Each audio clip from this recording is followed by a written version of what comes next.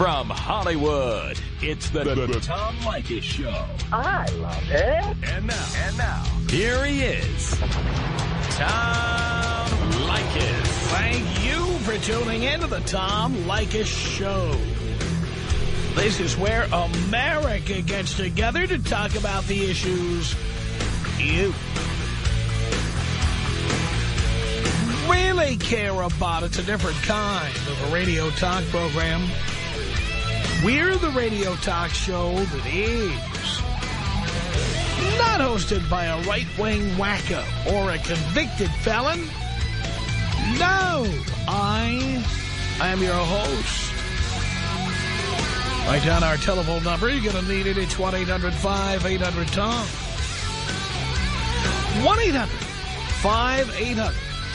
1-800-5800-866. Thank you for tuning in. Thanks for being part of our program. Here we are together again on the radio. Many of you sent me a piece that originally appeared in a publication called City Journal by Kay Hymowitz.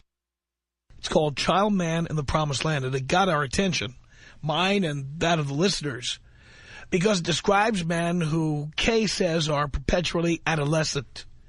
And when she goes into detail about the people she's talking about, they sounded an awful lot like our listeners. I'm not trying to say that you are perpetually adolescent. I'm saying that's Kay's opinion of you. And we are giving you the opportunity to respond to some of the things she said in the piece. If you haven't seen the piece, you can go to our website, blowmeuptom.com, and check it out and then call in. But even if you're in your car and you can't see it, you'll catch on pretty quickly to what we're talking about here with our guest, Kay Hymowitz. And we really appreciate being with us on the show, Kay. Thank you so much. Well, thank you. 1-800-5800-TOM is our telephone number. Let's say hello here to David on the Tom Leykis Show. David, father. Son, how are you? Yes, I'm doing great. By the way, Kay, I read the entire article, so I'm well familiar with what you wrote. I have a question for you. Do you have a degree in psychology, or do you have a Ph.D.? What particular credentials do you have? I have a degree in English literature. I see. Okay. Well, I have a degree in psychology.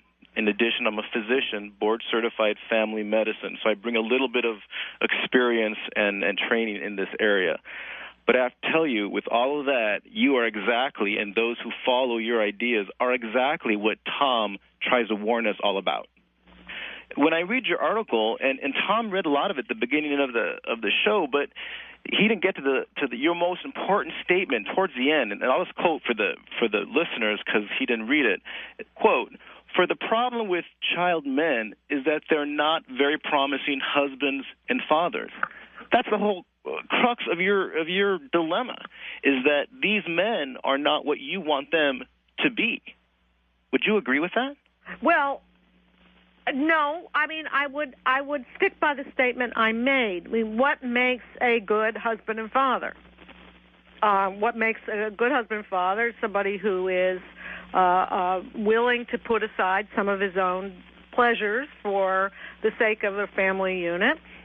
Somebody who is thoughtful about other people, not especially self-involved, somebody who is capable of really recognizing the needs of other people, of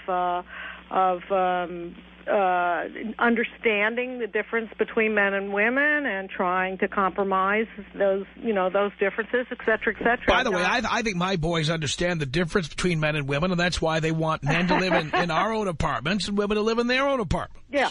But what you're describing is this ideal person, which is wonderful, and this person who is completely ready and willing to commit in a long-term relationship. But many men, especially men in their 20s, don't want to do that. And isn't that exactly what we want people to do, which is to not enter into commitments who are not ready or who just don't want it? Well, absolutely. I don't want people to get into situations where they're not capable of handling. And I want to clarify that when I'm talking about delayed marriage or later marriage, I'm not talking about people in their at 23 or 24. I mean, I do think that there's actually some data now to suggest that that's too young. The guys are generally not ready when they're in their teens and early 20s. However, my question is this: how do you learn to become somebody who is affected by other people, who does want to learn about a woman, learn really her character, her nature, and who wants to adapt? You certainly don't enter into a marriage prior to being ready. Well, no. Now, wait a minute. But I'm not suggesting that you marry the first girl that comes along. I'm saying, what you are suggesting throughout your article is that eventually you must reach this developmental milestone where you're ready to be married and have kids. And I have to tell you that you're wrong in that information. For some people, yes, getting married and having kids is part of what they need to do for themselves to grow and to develop. But if you read developmental psychologist Erik Erikson, nowhere does it say absolutely that you must be in a marriage to learn to develop intimacy. You can do that with friendships. Well, and as a matter of fact, it's funny you bring up Erikson, because Erikson is the one who talks about adulthood being defined by generativity. Yes, that is very good. The interest in the next generation, and the focus. But you can have an interest in the next generation, like Tom Leykis, and never have had kids. That is possible. It is very rare. It is rare. No, this is what's wrong, and this is what I want the listeners to hear. It is rare because there's never been a huge generation of people who have challenged the status quo to be different. I want to spin this a little differently. What about the feminist movement? Finally, there was women who came out and said, we're not just going to stay home, make dinner, wash the clothes, and raise the children. We're going to go out and work. And they bucked the trend, and they became fulfilled, happy people against the agenda of the 40s and the 50s and the 60s. Good for them. Now, here's the men doing their own thing, which is we don't want to be married necessarily. We don't want to ever have kids. I can still develop psychologically as a good person contributing to the world. And yet, here exactly is your article saying, well, they don't make very promising husbands and fathers. Well, that's the whole point. They don't want to be husbands and fathers. And the whole thing about feminism is they do not accept the alternative for men. Your views are exactly what Tom Leykis warns us about. Okay, a number of points.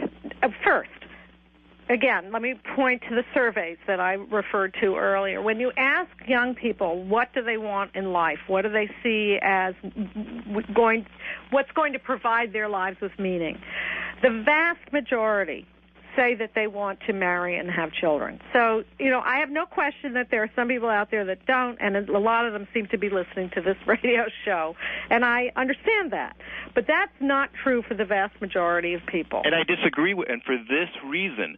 There are many 18, 19, 20, and 21-year-olds who simply do not know what they want in the future. What I said I wanted when I was 20 was nothing like what I have right now. Here I am, a physician, in my late 30s, without children, by design, fully happy, contributing to society, very active with my extended family, nieces and nephews, etc.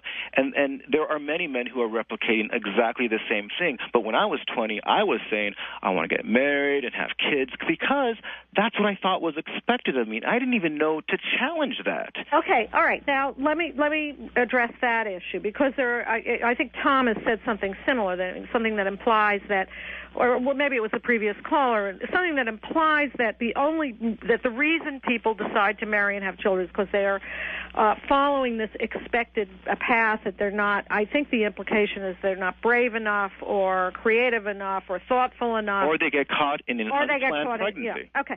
But, again, if we could look at human history, how do people define themselves? How do human beings come to understand themselves? They come to understand themselves through their connection to others, primarily the family. Because that's the only construct that has been available. Because that's the only thing that's permanent. And if I may jump in here, and not to be the least bit facetious, I'm completely serious as a heart attack here. I've gotten to understand myself much better in the years I've lived alone. Spending time thinking, reading, quiet time with no television in the background, no dogs yipping in the background, no women demanding to go to the mall or demanding to go shop for tchotchkes. I have gotten to know myself and enjoy my own company and to personally grow much more by being alone. Well, you don't. I agree, Tom, and I would say to you and to everyone that I suspect, and I don't have research to support this, but I suspect the 20-year-old men in the Y2K era are more advanced developmentally than the 20-year-olds of the 60s. Because in the 60s, per this article that Kay wrote, they were all married and having kids. Like you said, Tom, you don't have time to be thinking, developing yourself when you're running around after a job 40, 60 hours a week, and kids. Right.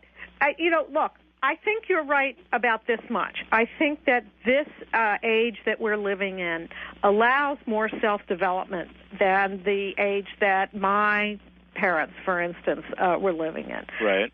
There wasn't as much freedom, for all kinds of reasons, largely because there wasn't reliable birth control and no legalized abortion, et cetera, that allowed people this kind of ability to both have satisfying sexual lives at the same time that they were not married. I mean, if you wanted to have sex, you had to get married. Reliable sex, you had to get married. That was just the way things were, I think, for understandable reasons.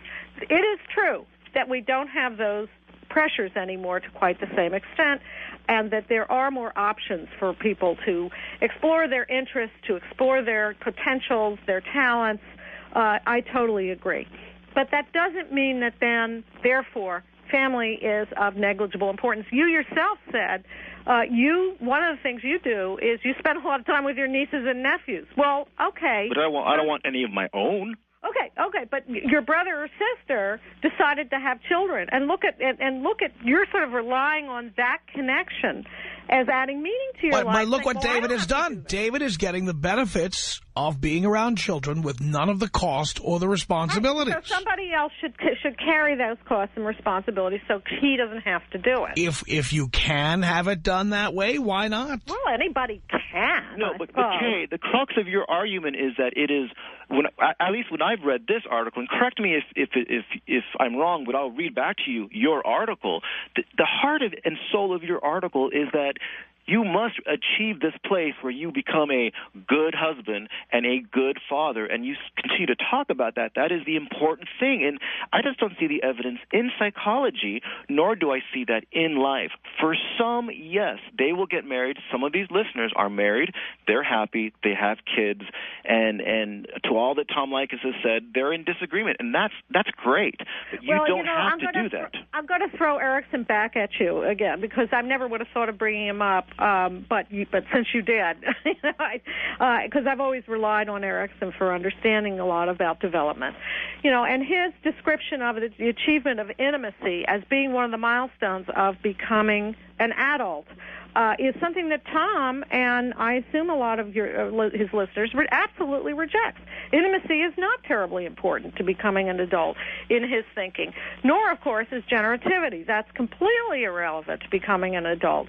Now, we can have this argument about whether that's true or not. By the way, I don't quite agree with that, because I do believe that intimacy is important. I also happen to believe that your best friend is almost never the person you are married to or living with. Exactly. You don't understand what Erickson is talking about. He talks about mutually satisfying relationships. Yeah. You always pigeonhole that into marriage, and I'm telling you that's simply not true. But look, for everyone. But, for everyone, no, it's not. And we have the free. Look, we live in a society at a technological era that makes it possible for us to live alone and to make choices that human beings didn't used to be able to make.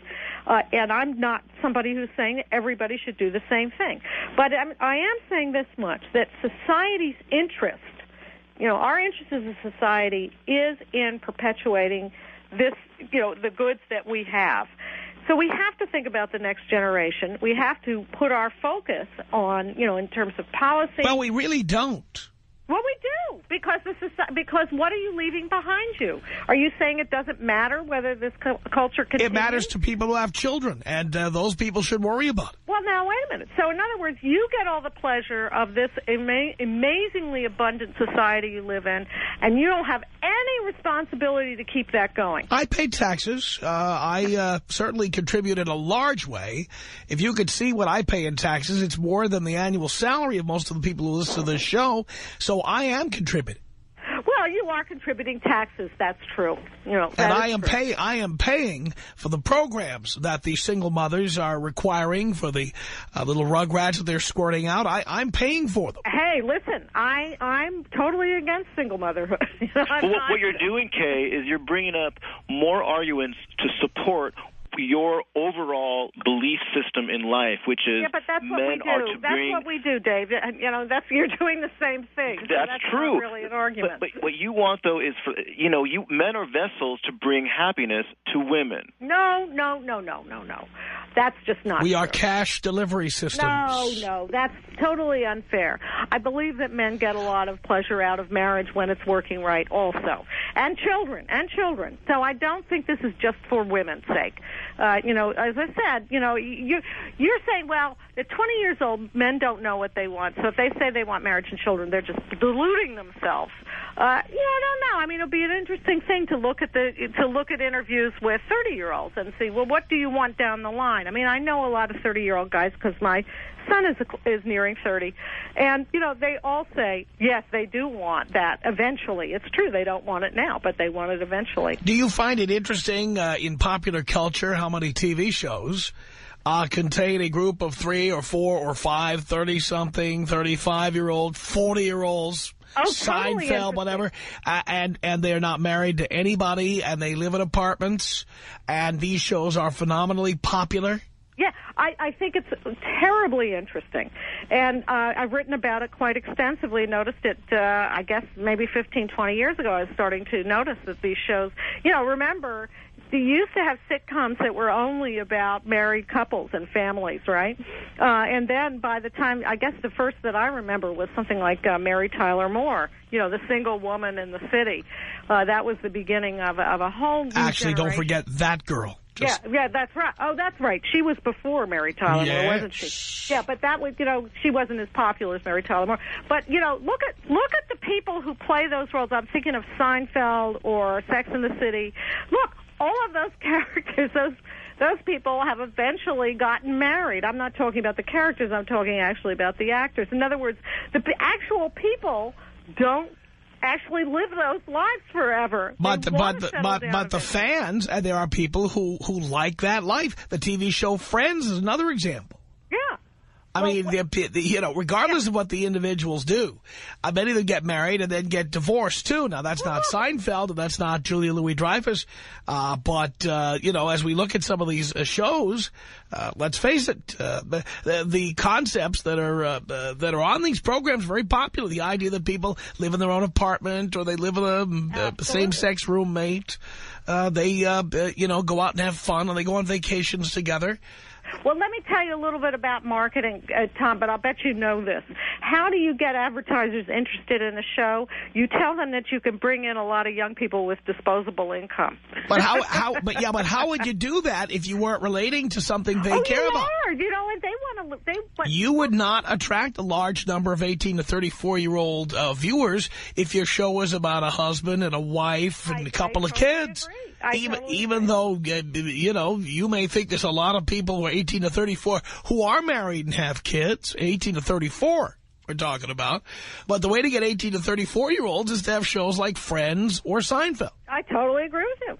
Completely agree with you. So that tells us something about society. By the way, you need to occasionally, bring in a wedding, like the one between Chandler and Monica, I guess it was, or Ross and if you want to keep women watching, and keep in mind that Friends was primarily a chick show in the eyes of most guys. Yeah. Seinfeld never had a wedding or a baby. No, that's true. Ever. Yeah, that's true. I might add that Frasier also never had a baby. Never a baby, but they had weddings, didn't they?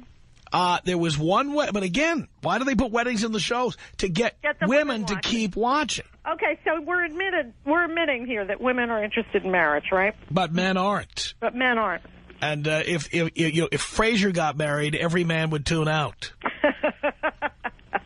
I don't know. I haven't looked at the viewership of Frasier, so I don't really know. Well, I do recall when Frasier was on opposite Home Improvement, the married people watched Home Improvement. Is that right? The single people watched Frasier. Yeah, interesting.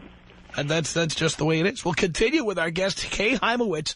Her piece, in case you're just joining us, her piece is called Child Man in the Promised Land. You can see it on our website. Just go to the link, and it'll take you to cityjournal.org, and you can read the article for yourself, like the last caller did. Or you pretty much know what we're talking about here. You just dial in. Tom Leykis. 1-800-5800-TOM. Tom Leykis. 1-800-5800-866. Better to have chicks who live a little bit of distance from you, don't have time to see you. She's got 3 more years to finish her PhD, so. Then you seem, by the way, you seem so accommodating. Honey, you've got that PhD to study for. You take all the time you need working on that. I understand. And when you get all that free time, you bang other chicks. That's what you do. It's the Tom Leykis Show.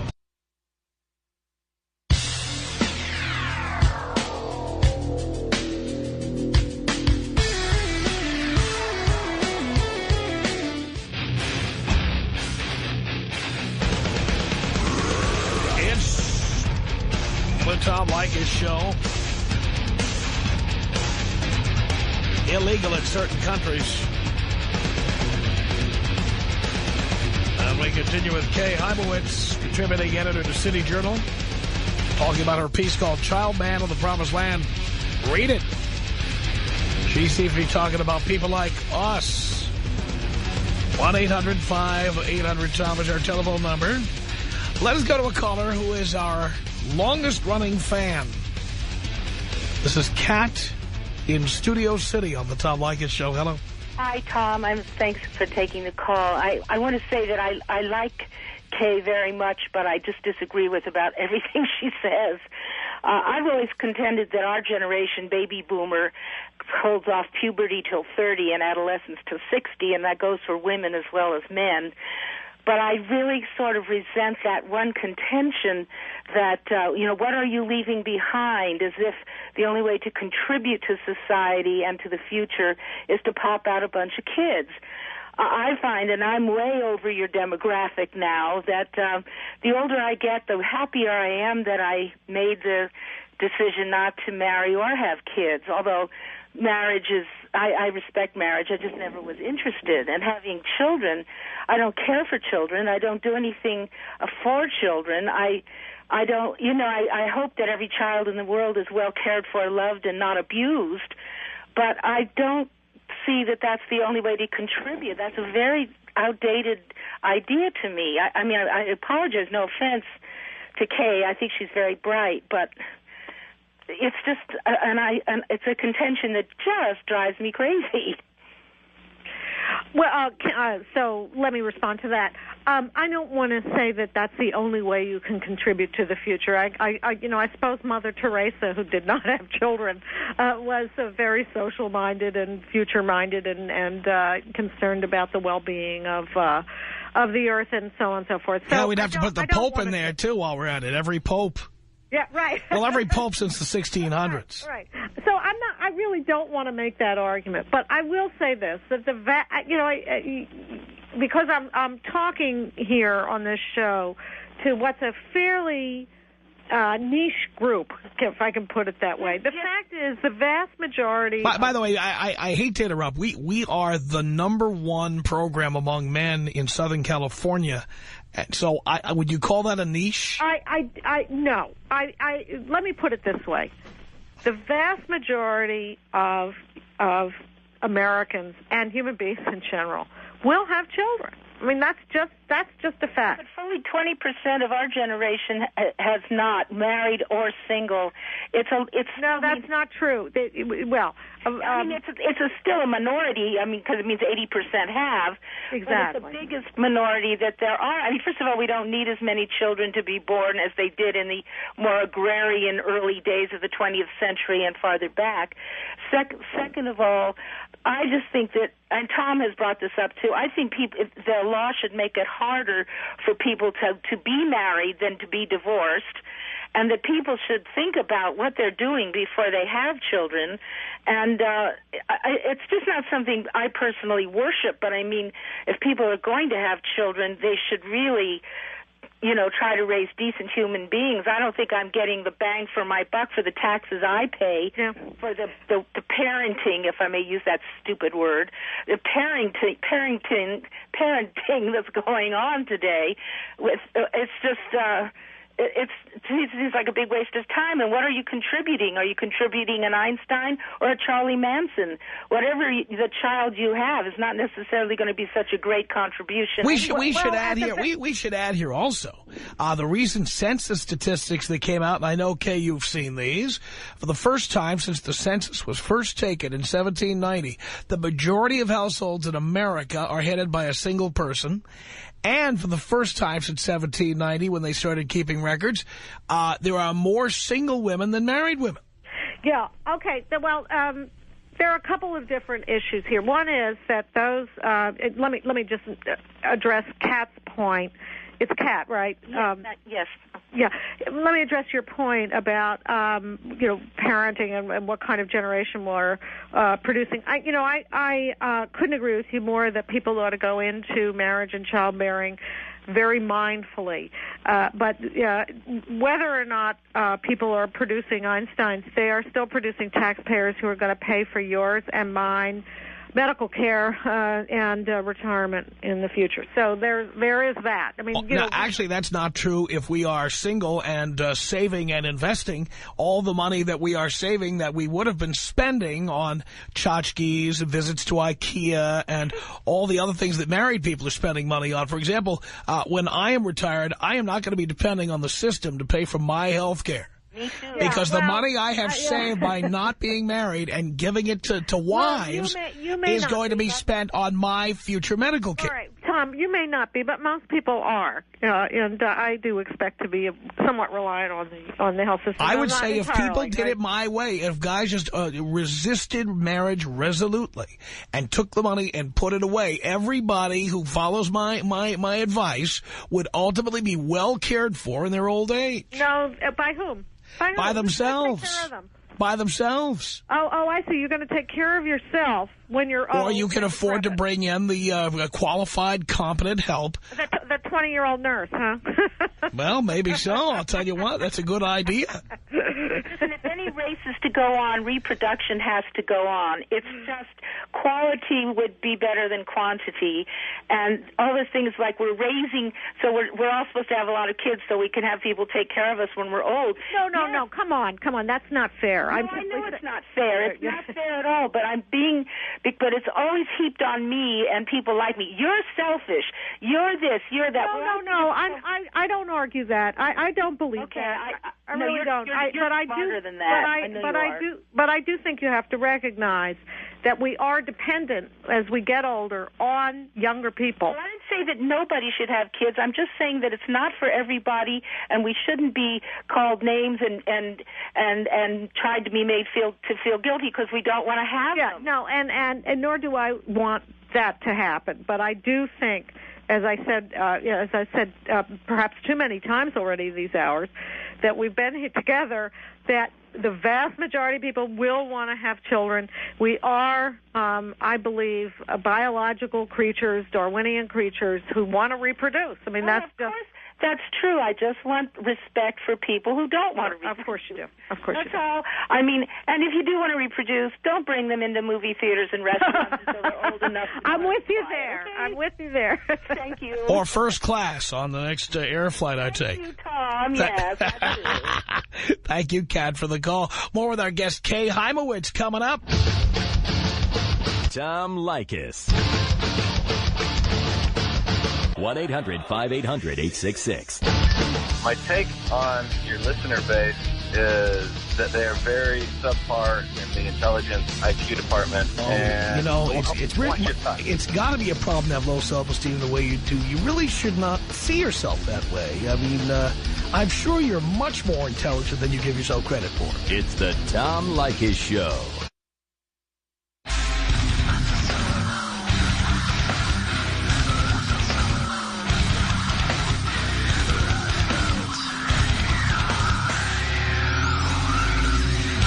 From Hollywood, it's the Tom Leykis Show at 1-800-5800-TOM.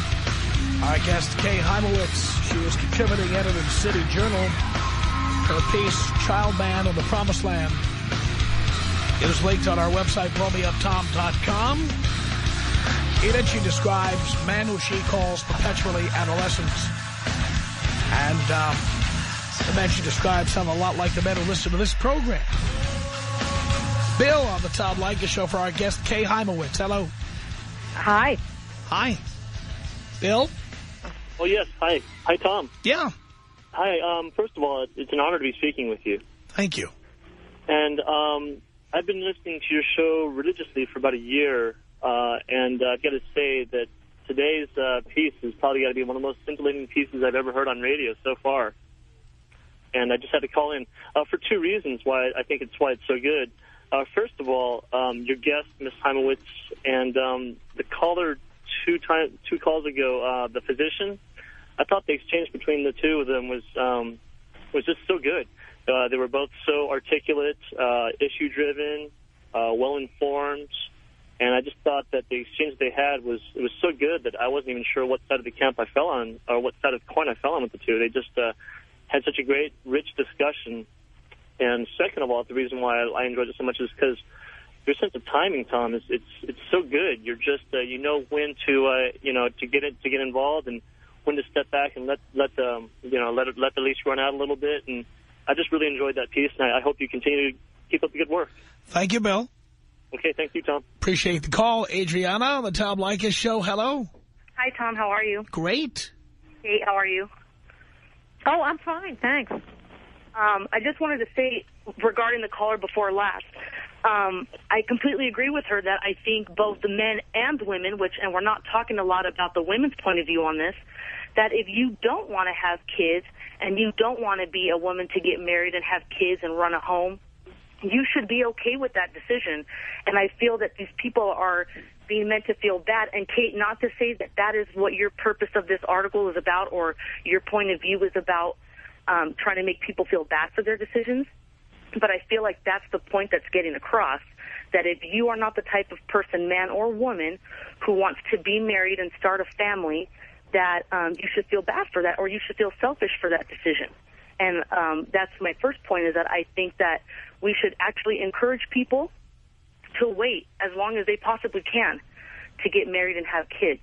Make sure that they are financially stable and mentally stable to have a family and raise a child, because personally I think I would like to live in a society where there are less births per year, but at least they're going into homes where these people are ready mentally and financially to support that child 100% than to be born to young children who cannot support them and depend on their mothers and their grandmothers and society to do so.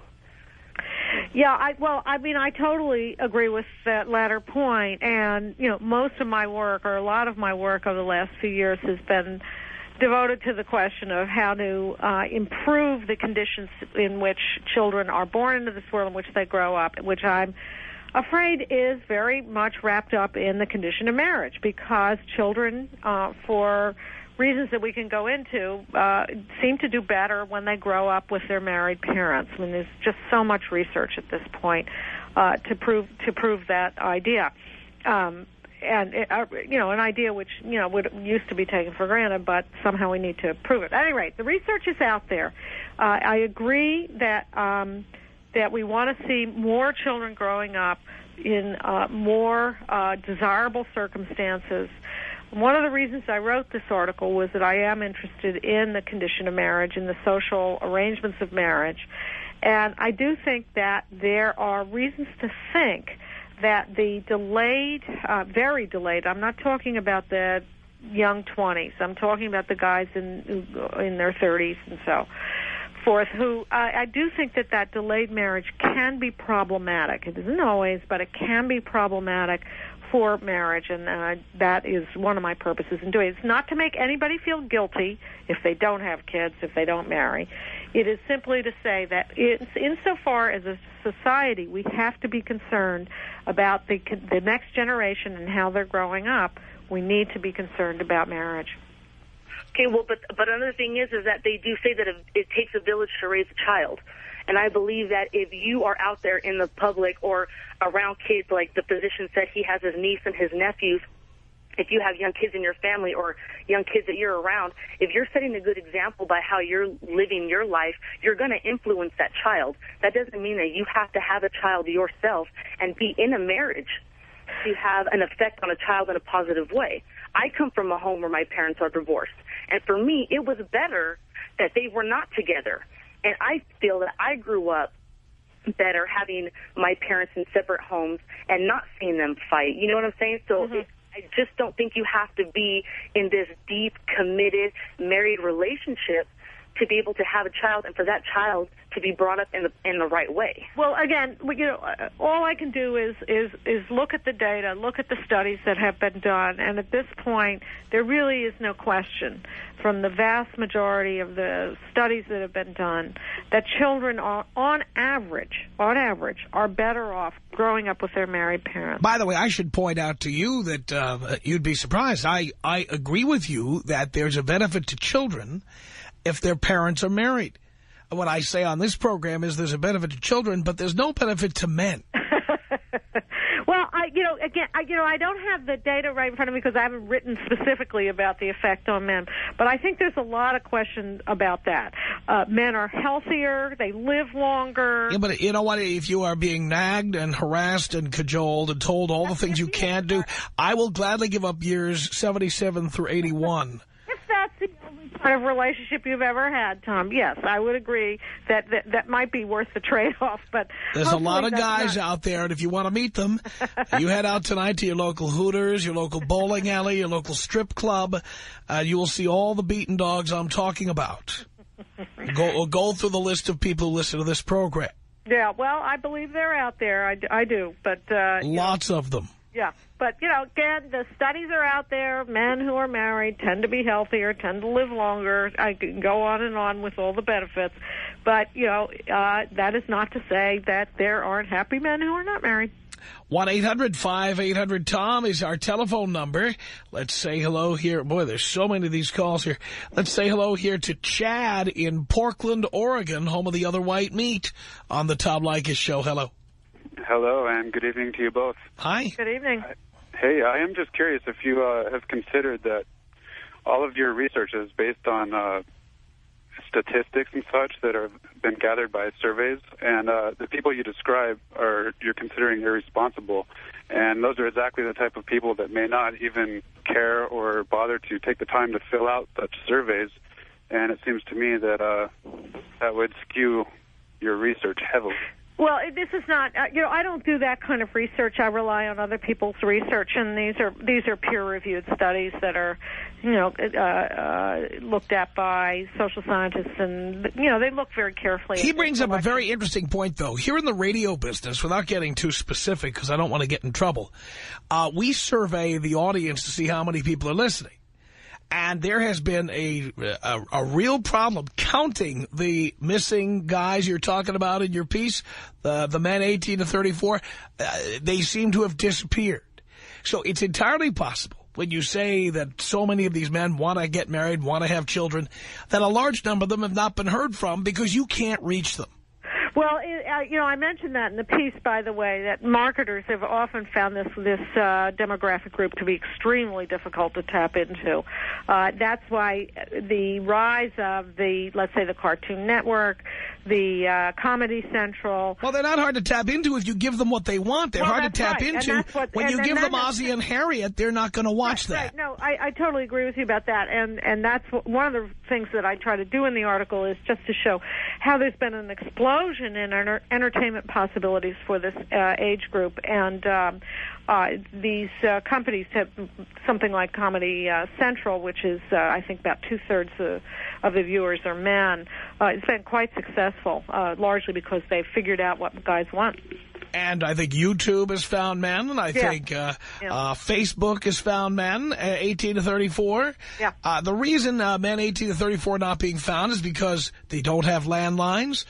They're on cell phones, which are frequently not used for surveys of the kind you're talking about. Well, again, the surveys and they don't respond to surveys, especially when the surveys are about things they don't care about. Well, no, wait a minute. The surveys I'm talking about are surveys that are the national. I don't have the names of the organizations in mind at the tip of my tongue. I'm afraid, because I didn't realize this was going to come up. But these are surveys that are done. These are nationally weighted surveys. I understand that, but first you have to have people responding to the surveys. The Tom Leykis Show.